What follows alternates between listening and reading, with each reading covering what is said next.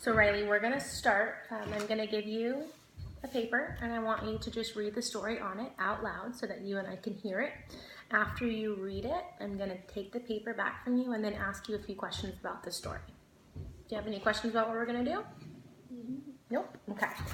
Then I'm gonna go ahead and hand you that and you can start reading. A feel for music, having a real feel for music. Cora loved to play the piano for her friends and family. The problem was that she made mistakes because she never found enough time to sit down and practice. One day, Mrs. Ruse, the music teacher, announced that there was going to be a concert and she wanted Cora to play a piece of music of her choice. Very excited, Cora decided to play My Favorite Thing. Mrs. Ruse called all of the children to her house to play their pieces a few days before the concert. To Cora's horror, Matt had decided to play My Favorite Things too. Matt played the piece perfectly, but he did not put any feeling into his music. However, all Cora could think was that he would play without any mistakes while she would make mistakes and look silly. The next day, Cora told Mrs. Ruse that she did not want to be in the concert. The teacher said sadly, "You are a very good player because you feel the music, but this means little unless you believe in your talent and give it the time it requires." Great. So I'm gonna go ahead and take this sheet back from you. And then I'm just gonna ask you a few questions about the story you just read. So my first question is, why did Cora make mistakes when she played? She did not find time to practice. Good, that's right. What song did Cora choose to play at the concert? My Favorite Thing. Where did the children go a few days before the concert to play their pieces? The teacher's house.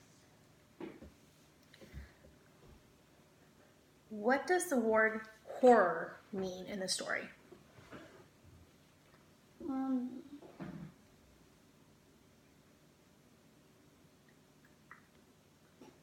I forget what it used in the story. Okay, that's okay. And my last question about this story, why did Cora decide not to be in the concert? Because she couldn't play it perfectly. Good. Have you ever played any instruments? I know a little bit on the piano. Do you? Do you get nervous when you play like Not Cora really, did? Not really. Yeah, that's good. Okay, I'm gonna go ahead and put this here. I'm now gonna give you another little story to read and you're gonna read it quietly to yourself. When you're done reading it, you can slide the paper back to me and I'm gonna ask you a few more questions like we just did. Okay, so go ahead and take your time reading this. There you go.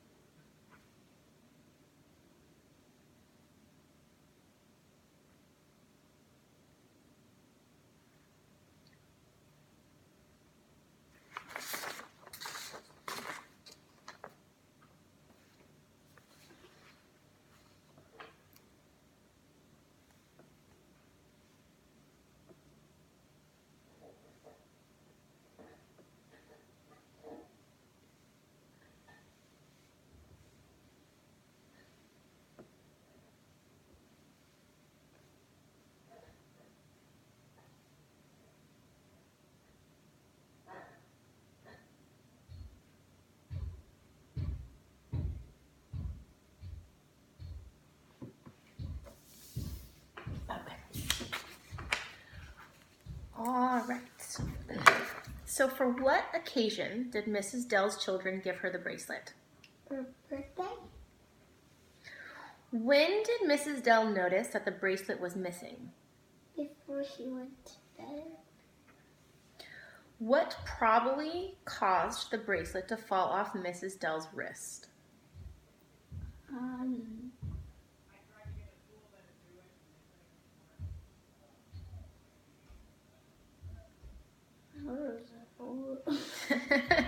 That's okay.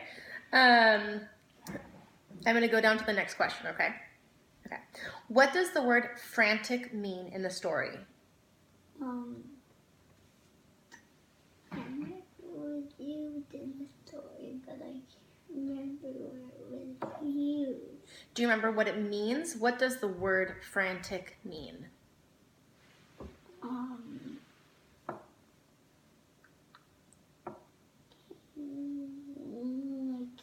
That's okay. Last question. Where did Mrs. Dell eventually find her bracelet?